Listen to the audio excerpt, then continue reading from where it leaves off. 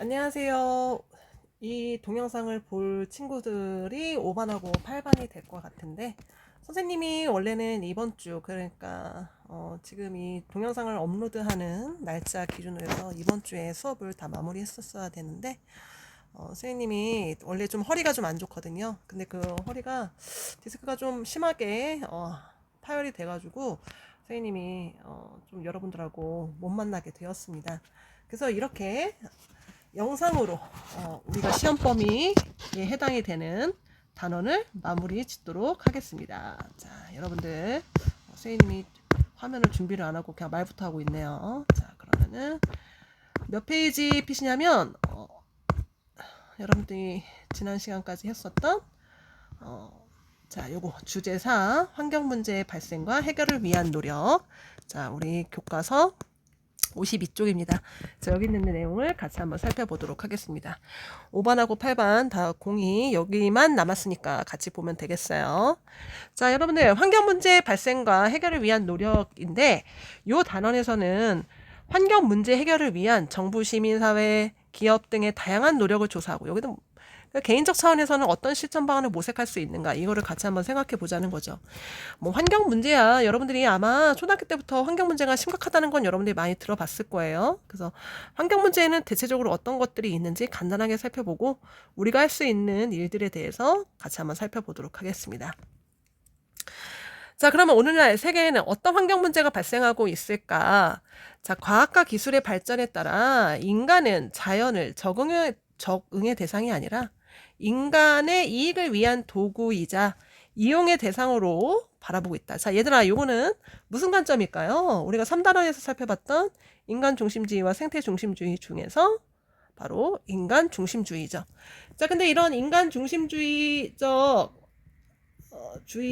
생각이 바로 여러 가지 문제를 만들었습니다. 대표적으로 바로 환경 문제를 만들었죠. 그러면 이런 환경 문제가 무엇이 있을까? 가장 지금 핫 이슈가 바로 지구온난화입니다. 자, 지구온난화는 다른 환경 문제와 다르게 가장 광범위하고 전 지구적으로 영향을 미치고 있죠. 그리고 심각한 위협이 되고 있다. 자, 그러면 이 지구온난화의 원인은 무엇이냐면 여기 이제 원인이 간단하게 나왔는데 사실은 원인 되게 많아요. 그러니까 여기서 물론 대표적 근본적인 원인서부터 중간에서 개입해가지고 지구온난화를 이제 폭발적으로 만들어 놓은 그런 원인들 다양하게 있는데 그 중에서 어쨌든 지구온난화에 가시적으로 가장 영향을 많이 미친 게 바로 화석연료의 사용 증가.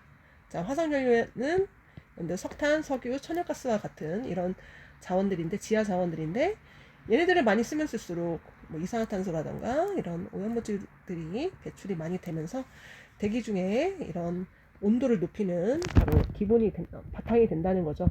그 다음에 CO2를 많이 흡수하는 산림 파괴 등 이런 인위적인 요인으로 더욱 심화되고 있다는 겁니다. 자, 지구 온난화 때문에 어떤 현상이 나타나고 있느냐? 이상기후 현상이 많이 나타나고 있죠. 그러니까 우리가 온난화라고 하니까 당연히 이제 기온은 올라가는 건데 그럼 기온이 올라가니까 전체적으로 지구의 기온만 올라가겠구나라고 이제 생각을 했었던 시기도 있었지만 문제는 뭐냐면 이 기온이 올라가니까 물도 변하고 강수도 변하고 물량도 변하고 여러 가지 여러분들 기후의 요소들이 많이 바뀌더라. 자, 그래서 어느 지역은 폭염이 발생하고 어느 지역은 폭우가 발생하고 태풍이 원래 안 불던 지역에서 태풍이 불질 않나 이런 여러 가지 변수들이 많이 발생을 하게 되었죠. 자, 그리고 이제 빙하가 녹아내려서 해수면이 상승하고 있고 그래서 이제 투발루와 같은 여러분들 지역에서도 이제 해수면 상승으로 많은 고통을 겪고 있죠. 그리고 동식물의 서식 환경이 변화하는 등 문제가 발생하고 있습니다. 선생님이 진짜 이 지리학은 하늘에서 내린 과목이라고 하는 게 뭐냐면 일주일 전에 선생님이 건강하던 시절에 우리가 이제 대전 뉴스를 선생님이 보는데 대전에서 아스파라거스, 오렌지 이런 여러분들 열대 작물들이 재배가 되고 있다는 뉴스가 나오더라고요. 그리고 거기다가 플러스 이 냉량성 과실 중에서 사과가 있거든요. 근데 이 사과가 사실은 우리나라 이제 대전뿐만 아니라 대전 아랫동네에서도 사과가 과거에는 많이 재배가 됐는데 이 사과가 재배가 안 된다는 거야. 그래가지고 이 사과가 자꾸 이제 병이 많이 생기고 재배가 제대로 되지 않아서 점점 고위도 지방, 그러니까 냉량성 과실이기 때문에 차가운 지방으로 자꾸 올라가고 있다는 거죠. 그래서 이렇게 서식 환경의 변화가 발생하고 있다는 겁니다. 자, 그 다음에 이 지구 온난화 다음에 우리가 또 이제 관심 갖고 봐야 될 환경 문제가 뭐가 있냐면 바로 사막화예요. 자, 사막화는 원인이 그냥 비가 내려야 되는데 비가 안 내리는 거죠. 그 장기간의 가뭄과 과도한 방목. 이거 선생님이 수업 시간에 다른 반 애들한테 물어봤더니 방목이 뭐니? 물어봤더니 아는 애가 한 명밖에 안 나와. 뭐냐면 가축들을 많이 키우다 보니까, 많이 이를 풀어놓고 키우다 보니까 지표 위에 있는 식물들을 걔네들이 다 이렇게 많이 먹으니까 식물이 많이 이제 식생이 많이 파괴가 되는 거죠. 그러면서 이제 사막화가 진행이 된다는 거죠. 개간도 모르더라. 개간이 뭐니? 개간은 원래는 농경지가 아니었던 땅을 바로 농경지로 만드는 거죠. 그래서 뭐 원시림이 있던 곳을 뭐 밭으로 만든다라던가 이런 것들이 이제 개간입니다. 그래서 이런 것들이 진행이 되다 보니까 사막화가 더 빠르게 가속화된다는 거죠. 자, 근데 이 사막화로 인해서 얻는 피해는 뭐냐? 이 사막이 아니었던 곳이 사막이 되다 보니까 사막이 아닌 곳은 식물 재배 같은 것도 일부 할 수 있고 뭐 농사도 지을 수 가축도 기를 수 있고 유목할 수 있고 막 이러는데 그런 거 못한다는 얘기죠. 그래서 식량 생산량이 감소하고 그리고 땅이 마르다 보니까 모래바람, 바로 황사가 심화가 되는 그런 문제가 발생하고 있어요. 대표적으로 사막화가 심각한 지역 어디일까요? 바로 여기 3번이라고 적혀있는 사헬지대입니다. 자, 사헬지대에 대한 내용은 53쪽에 여기 3번에 나와 있어요. 그래서 사막화, 아프리카의 사헬지대를 비롯해 반건조 지역에서 자연적, 인위적 요인에 의해 사막 주변이 사막화되고 있다. 자, 여기서 반건조 지역은 여러분들 기후적으로 스텝 기후 생각하시면 돼요. 자, 이 얘기는 뭐냐면, 자, 여기가 이 사헬지대가 여기 위에 사하라 사막이 있어요. 이제 사하라 사막은 우리가 이제 건조 기후 중에서 사막 기후 배웠죠. 근데 이 사하라 사막의 남쪽 지역이 사헬지대예요. 선생님이 뒤꿈치고 있는데. 근데 이 사헬지대가 원래는 스텝 기후인데 여기가 이제 사막 기후로 바뀌는 거야. 그러니까 우리가 이제 스텝 기후에서는 사람들이 살거든요. 뭐 유목 생활도 하고 뭐도 하고 하면 사는데 여기뿐만 아니라 뭐 여기도 여러분들 마찬가지지만 어쨌든 여러분들 사막이 진행이 됩니다. 사하라 사막이 점점 넓어지고 있는 거죠. 그래서 이 사헬지대, 선생님이 악필인 건 여러분들이 잘 알 것 같고 그냥 그지같이 써도 여러분들이 그냥 대본 알아봐야 되지. 자, 그래서 이런 사막화가 사헬지대뿐만 아니라 세계 곳곳에서 발생하고 있는데 대표적으로 사헬지대가 있습니다. 자, 그 다음에 세 번째는 바로 산성비입니다. 자, 산성비는 주로 어디서 발생하냐면 도시나 공업지역에서 발생해요. 자, 근데 이 산성비는 대기에 있는 뭐 황산, 뭐 아니면 질산, 뭐 이런 등등 이런 오염물질이 바로 빗물 H2O랑 결합이 돼서 내리는 거죠. 자, 근데 이 산성비를 생각하면 이렇게 되는 거예요. 비가 내리는데 약산성의 액체가 내린다고 생각해봐. 그거 맞고 싶니? 별로 맞고 싶지 않죠. 근데 이게 산성비가 어떤 영향을 미치냐면 건축물의 부식이라든가森林 파괴, 식물들이 죽어요. 자, 근데 주로 어디서 심각하게 나타나느냐? 바로 유럽 지역이라는 겁니다. 유럽은 그 산업화의 역사가 길잖아요. 그래서 이제 초기 산업 지역은 많은 문제를 갖고 있었거든요. 뭐 환경에 대해서 고려도 안 하죠. 그러다 보니까 이제 대기 중에 오염물질이 굉장히 많았는데 그 오염물질과 결합된 산성비가 이렇게 나무를 막 죽여, 이렇게 말라버리게 하고 그리고 건축물이 막 부식이 돼. 그리고 토양과 호수가 산성화되면서 뭐 이제 농사도 영향을 미치고 호수에 있는 물고기들이 죽는 거죠. 더군다나 이 유럽 사회가 이 산성비에 굉장히 예민합니다. 왜 그러냐면 이 유럽 지역의 일부 거의 많은 지역들이 기반암이 석회암이에요. 그래서 이제 그 석회암이 기반암이다 보니까 그 석회석을 가지고 건물도 많이 지었고 그리고 뭐 이런 그 석상이라던가 우리 유럽 가면은 막 멋있는 석상 되게 많잖아요. 근데 그런 것들을 이제 하얀색의 돌인 석회석으로 많이 만들었단 말이야. 근데 얘네들이 이 석회석의 특성상 석회석의 대부분을 차지하고 있는 탄산칼슘이 산성용액과 만나면 바로 이렇게 녹아서 제거가 되는 용식작용이 일어난다고 배웠어요. 그래서 그 용식작용이 결국 이제 산성비, 그 용식작용으로 인해서 이 유럽 지역에 있는 건축물과 석상들이 되게 많이 녹았습니다. 그래서 이제 그때부터 정신 바짝 차려가지고 산성비 막아야 된다. 막 그래가지고 많은 노력을 펼치고 있죠. 자, 그 다음에 마지막으로 열대림 개발이 있어요. 자, 열대림은 우리가 알고 있는 열대우림 기후에서 나타나는 삼림인데 이거를 이제 인위적으로 많이 파괴를 하고 있다는 거죠. 그래서 이것 때문에 그 열대림에 살고 있는 생물종, 그 생물들이 많이 멸종되고 파괴되고 있다는 겁니다. 자, 그래서 오른쪽에 보면은 열대림 파괴 모습이 나와 있죠. 그래서 아마존 열대밀림이 파괴되면서 아마존은 어디냐? 여기 여러분들 왼쪽에 6번이라고 적혀 있는 지도상에 라틴 아메리카 남미에 있는 6번이 바로 아마존 열대우림입니다. 그래서 이 열대우림이 파괴되면서 바로 이런 생물종의 다양성도 줄어들게 되고 지구온난화가 더 심화가 되고 있죠. 자, 그러면은 우리나라는 어떨까요? 자, 우리나라는요 바로 산업화 과정. 자, 산업화는 여러분들 뭐냐면 1차 산업에서 2차, 3차 이런 식으로 이제 산업이 빠르게 변화가 되고 있고 발전하는 걸 여러분들 산업화라고 하는데 우리나라는 이 산업화 과정이 굉장히 단기간 진행이 됐어요. 그러니까 많은 사람들이 이 산업화 과정에 거쳐서 도시로 막 많이 몰리거나 하는 그런 변화가 일어났고 그래서 이제 도시의 인구 증가와 함께 자원 소비가 증가하면서 환경 문제가 발생을 했습니다. 되게 많은 문제가 발생했는데 이 또 문제를 우리나라가 또 많이 잘 해결을 또 많이 했어요, 사실은. 그래서 특히 도시 같은 경우에는 각종 오염물질 배출량이 많아서 여러 가지 환경 문제가 나타났고 최근에는 가장 핫 이슈가 뭐냐? 바로 대기오염이죠. 그래서 미세먼지 농도의 증가, 황사, 스모그 현상 등 대기오염에 관한 우려가 커지고 있다는 겁니다. 자, 대기오염에 대한 내용 여러분들 몇 페이지냐면 넘겨봅시다. 우리 교재에서 58쪽. 자, 58쪽에 우리의 생존을 위함하는 대기오염 같이 한번 보도록 할게요. 자, 스모그에 갇힌 한반도. 자, 미세먼지 연일 나쁨이더라. 맞죠?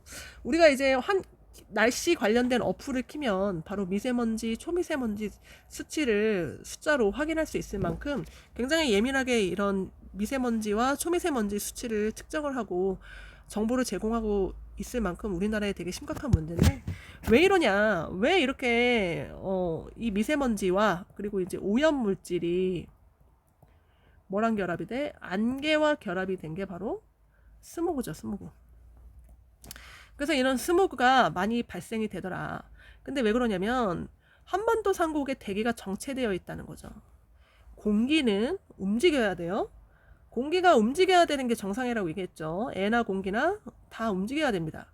근데 중국에서 유입한 오염물질과 대기에서 발생한 초미세먼지가 이 대기가 정체되어 있기 때문에 빠져나가지 못해서 이런 여러분들 그 스모그가 연일 발생하더라. 그래서 또 재밌는 건 뭐냐면 우리나라의 초미세먼지 성분을 분석을 했어요. 그랬더니 질산염 비중이 높더라 이거야. 근데 이 질산염이 어디서 나왔냐면 자동차의 배기가스. 자, 그래서 이 배기가스 배출을 줄여야 되겠다 해서 많은 정책들을 펼치고 있습니다. 그 얘기는 이따 뒤에서 보고. 자, 그 다음에 대기 오염에 따른 사회 경제적 영향을 볼까요? 자, 우리가 대기 오염으로 인해서 발생하는 총비용이 있어요. 근데 이 총비용은 시장 비용과 비시장 비용을 합친 값이라는 거죠. 자, 시장 비용은 여러분들 뭐냐면 국민 소득이나 국내 총생산을 산정하는 경제 활동에 직접적으로 영향을 미치는 생물학적 문제랑 연결이 되는 거예요. 그래서 이제 경제 활동에 직접적으로 연결되는 거예요. 예를 들어서 의료비 지출, 노동 생산성 감소, 농업 생산량 등 이런 여러분들 문제가 발생된다면 이거는 시장 비용이죠. 그 다음에 비시장 비용은 사망 예방과 질병 치료를 위해 투입하는 복지 비용, 간접적인 비용을 얘기합니다. 그래서 이 시장 비용과 비시장 비용을 더한 걸 총비용이라고 하는데 총비용이 점점 늘어나고 있다. 자, 여기 아래 그래프 보세요. 우리나라 진짜 심각해. 여기 지금 보면 대기오염에 의한 조기 사망자, 원래 자기 명대로 목 죽는 사람들의 수를 예측을 한 거야. 근데 이제 중국하고 인도가 2000이잖아, 그치? 근데 여기가 인구수가 14억이에요, 14억. 근데 우리나라는 5천만이잖아, 5천만. 근데 5천만인데 우리가 얘네들에 비해서 절반이야. 그러면은 인구당으로 따지면 인구당, 물론 여기 이제 1000명당 이라고 되어 있지만 이거 좀 많다.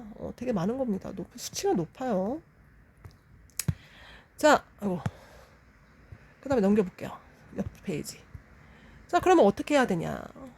기업도 노력을 하고 개인도 노력을 하고 정부도 노력을 해야 된다는 겁니다. 자, 그러면은 기업의 노력은 어떤 게 있느냐? 이산화탄소 배출 감소를 위해 노력하고 뭐 기술 개발 같은 것들을 하고, 여기 독일 비사 벤츠예요, 벤츠. 그 다음에 정부는 뭐 하냐면 다양한 정책들을 펼치고 있죠. 그래서 실효성 있는 정책. 대표적으로 지금 가장 많이 하고 있는 게 선생님도 들어본 게 뭐냐면 경유차 미세먼지 저감 대책이라고 해서, 경유가 여러분들 특히나 휘발유, 우리가 이제 자동차에 들어가는 연료가 두 가지가 있거든요. 휘발유랑 경유가 있어요. 근데 휘발유는 거의 완전 연소해. 그래서 뭐 지저분한 게 안 나와. 이제 자동차가 운행했는데. 근데 이제 경유 같은 경우에는 무왕 하면서 막 연기 같은 거, 그러니까 막 지저분한 게 많이 나와. 이산화탄소 배출량도 많고 막. 그래서 이 경유차를 운행 제한하거나 신차 구매 시, 그러니까 휘발유차로 사야 되겠죠. 세금을 감면해주는 정책을 펼치고 있습니다. 자, 그래서 이런 식으로 정부도 노력을 하고 있다는 거죠. 대기오염이나 환경 문제를 개선하기 위해서. 자, 그러면 다시 돌아오세요. 53쪽. 자, 그러면 이런 환경 문제. 우리나라도 이제 대기오염이 심하다고 했는데, 자, 이런 환경 문제는 나만 잘하면 되냐? 아니면 우리나라만 잘하면 되냐? 그렇지 않다는 거죠. 이거 해결할 수가 없어요. 이렇게 개인만 해서는. 그래서 여러 주체들이 다 같이 노력을 해야 됩니다. 자, 그래서 54쪽을 보도록 할게요. 자, 환경 문제 해결을 위해서 어떤 노력을 하고 있을까? 환경 문제가 점점 심각해짐에 따라 이를 해결하기 위해서 정부, 시민단체, 기업 등 다양한 노력을 기울이고 있습니다. 자, 그럼 먼저 정부는 어떤 노력을 하고 있는지 같이 한번 살펴보도록 할게요. 자, 정부는 환경 문제 해결을 위해서 다양한 정책, 그러니까 이 정부가 되게 많은 힘을 갖고 있고, 그 힘을 잘만 발휘가 된다면 그 어떤 특정 정부에 속해 있는 국민들을 변화시킬 수 있는 힘을 갖고 있거든요. 그래서 이런 정책을 통해서 많은 노력을 하고 있는데, 우리나라도 뭐 이런 여러분들 정책들을 펼치고 있어요. 그래서 정부는 환경 보호를 위해 다양한 제도 및 정책을 수립하여 시행하고 있다. 자, 그리고 또 중요한 거, 환경 관련된 법률을 여러분들 제정해서 2번 하고 있고, 그리고 이런 제도와 정책을 마련했고, 또 중요한 거 뭐냐면 기업과 개인을 대상으로 해서 환경 정책과 에너지 절약 실천 방안 등에 대한 홍보 활동을 하고 있습니다. 세 번째.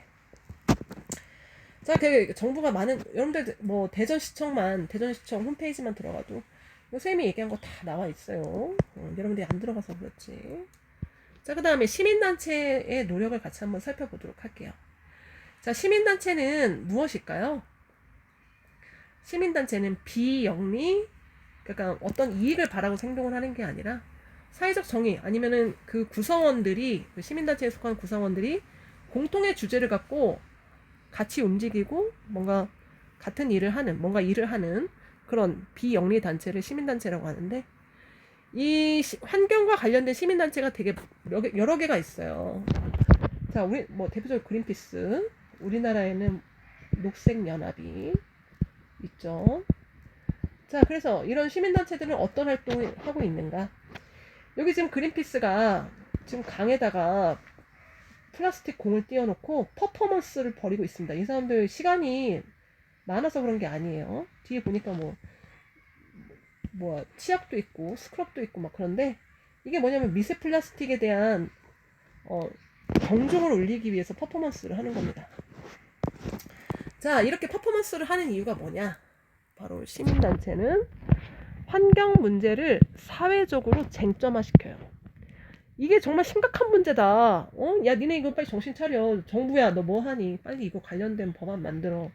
기업아, 너 이런 식으로 자꾸 미세먼지래. 미세 플라스틱 넣어서 자꾸 제품 만들래? 뭐 이런 식으로 쟁점화 시켜서 시민들이 이제 그런 것들에 대해서 관심을 갖게 되고, 이제 시민운동을 어쨌든 전개를 한다는 거죠. 이런. 자, 그 다음에 이제 정부도 이제 움직이게 만들고, 자, 그 다음에 또 시민단체가 하는 역할 중에서 여러분들 기업이나 정부를 감시하고 비판하는 역할도 있어요. 선생님이 좀 글씨가 엉망인데 그 이유는 지금 누워서 수업을 하기 때문이에요. 누워서 지금 패드를 한 손에 쥐고 수업을 하고 있어요. 허리가 아파가지고. 그냥 허리 아껴라. 자, 어쨌든 이렇게 감시하고 비판하는 역할을 하고 있다. 자, 이거 되게 중요합니다. 그래서 정부가요, 뭐 기업도 마찬가지고 이런 어떤 정책 실현할 때 시민단체 여론을 많이 이렇게 들어요.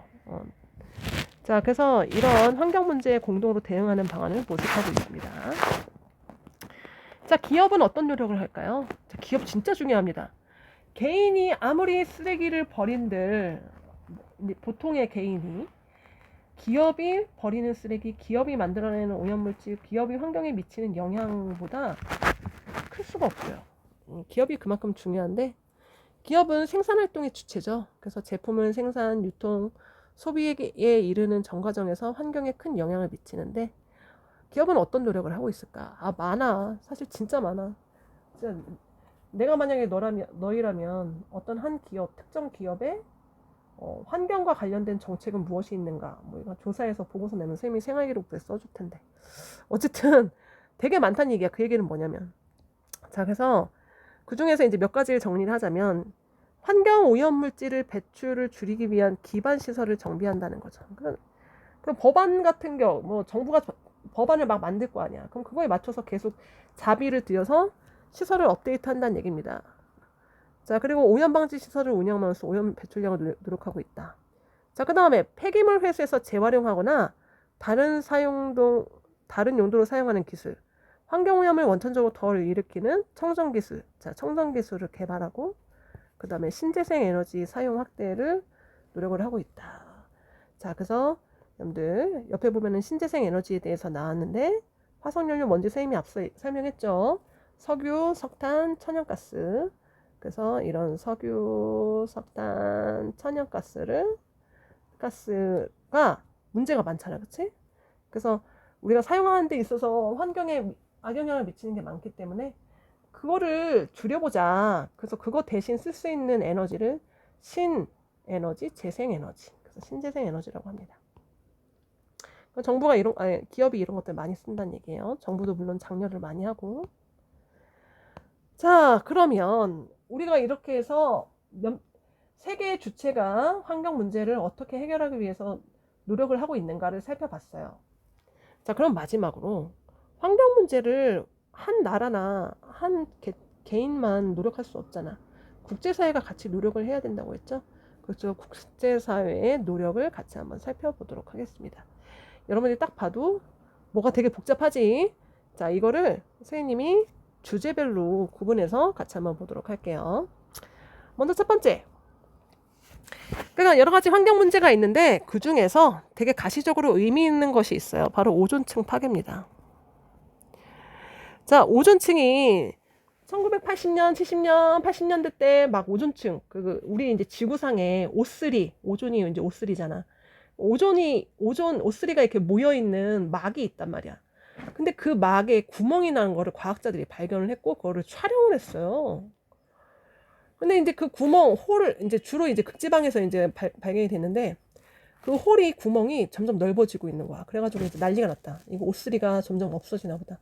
오존이 파괴되면, 오존층이 없으면 지구가 난리가 나거든요. 우리 인간에게도 절대절명의 위기가 오기 때문에 이거 줄여야 된다. 그래가지고 여기 있는 비엔나 협약, 몬트리올 의정서. 자, 비엔나 협약과 몬트리올 의정서에서 야, 오염물질 이거 오존층 파괴하는 거 프레온가스던데? 야, 쓰지 마. 뭐 이런 식으로 이제 약속을 하는 거죠. 그래서 이제 많은 국가들이 프레온가스 등 오존층을 파괴하는 물질들을 많이 대체하거나 사용을 안 하거나 했어요. 그래서 어떻게 됐냐면 그 오존 홀이 오존층이 파괴된 구멍이 줄어들었어요. 그래서 이제 고무적인 거야. 야, 우리가 진짜 이렇게 약속을 하니까 약속해서 이렇게 오존층 파괴도 막았네?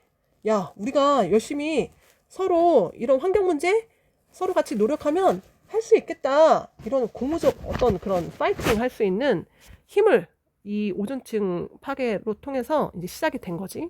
물론 이게 최초는 아니에요. 자, 어쨌든 이런 오존층 파괴를 시작으로 해서 두 번째는 여러분들 폐기물, 쓰레기예요, 쓰레기. 폐기물과 관련된 협약도 맺었습니다. 자, 여러분들 여기 보면은 런던 협약하고 바젤 협약이 있어요. 이제 영국의 런던과 스위스 바젤에서 맺은 협약인데, 이 런던 협약과 바젤 협약이 어떤 내용이냐면,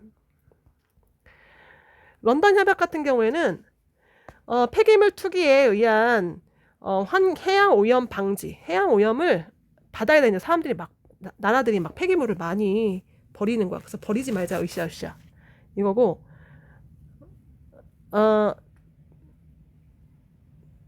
그다음 바젤 협약은 이 폐기물을 국가 간에 거래를 하는 거예요. 주로 선진국에 있는 폐기물이 이제 개발도상국으로 많이 여러분들 이전을 하죠. 자, 그러니까 개발도상국이 이제 그 선진국의 폐기물을 이제 돈을 받고서 이제 사는 거지.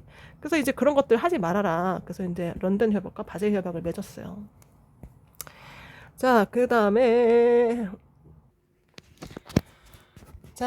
세 번째는 바로 사막화와 관련된 내용입니다. 자, 사막화. 자, 그래서 사막화와 관련된 거 보면은 여기 파리. 이 프랑스 파리에서 두 가지의 기후 협약이 역사적으로 있었거든요. 그 중에서 이제 사막화 방지 협약 1994년 바로 이제 사막화를 이제 방지해 보자라고 맺은 거랑 그다음에 이제 파리 기후 변화 협약이 있는데 그거는 이제 나중에 정리하고. 자, 어쨌든 이 파리와 사막화는 파리와 여기에 지금 환경 문제를 국제적으로 논의하자 뭐 이렇게 얘기한 스톡홀름에 여러분들 이 협약도 관련이 있습니다. 자, 사막화. 그리고 또 이제 사막화와 관련해서 또 여러분들 그 리우데자네이루 뭐 사막화 말고도 환경 개발 회의 이 리우데자네이루에서 있었던 1992년도의 협약은 되게 다양한 부분을 건들게 돼요. 근데 그 중에서 바로 이제 국제연합 환경 개발 회의라고 하는 것도 여러분들 의제 22를 이제 선택을 하죠. 자, 그 다음에 네 번째를 보도록 하겠습니다. 자, 네 번째는 바로 생물과 관련된 협약이에요. 자, 그래서 생물과 관련된 협약은 요 초록색이죠. 그래서 대표적으로 람사르 협약이 있는데 물새 서식지로서 국제적으로 중요한 습지. 자, 습지는 여러분들 뭐냐면 1년 중에서 일주일 이상 물에 잠기는 땅을 습지라고 얘기를 해요. 그래서 우리나라 같은 경우에는 논도 습지고 갯벌, 그 다음에 뭐 호수 뭐 이런 데 가면 이제 습지입니다.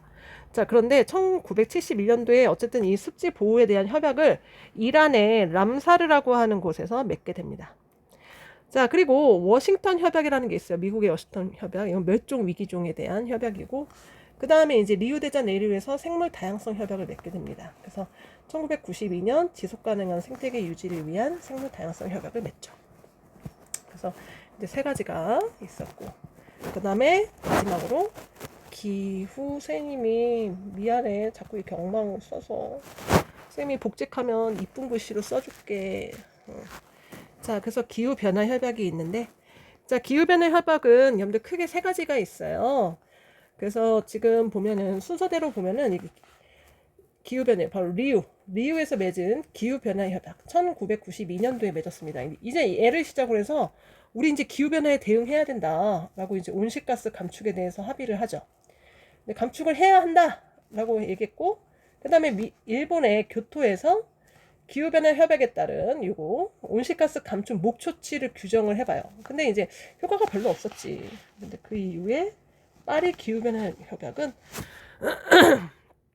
그리고 이런 온실가스 이제 온도 몇 도까지만 올리자 뭐 이런 식으로 막 그런 기준도 만들고 여러 가지 이제 신기후 체제에 대해서 논의를 많이 한 아주 가시적으로 의미가 있는 그리고 대규모의 국가들이 참여한 뭐 선진국, 개도국 다 포함해서 많이 참여한 대표적인 여러분들 기후변화 협약이에요.